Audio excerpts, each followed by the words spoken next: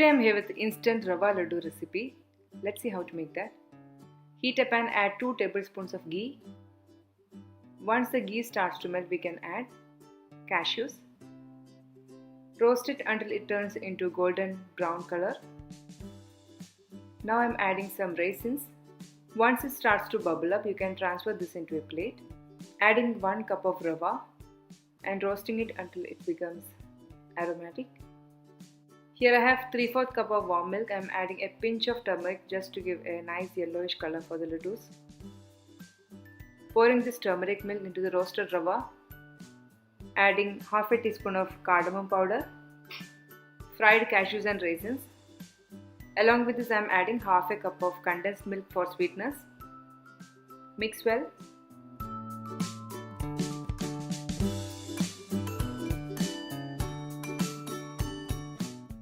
Now I am adding 2 tablespoons of desiccated coconut. Mix it really well.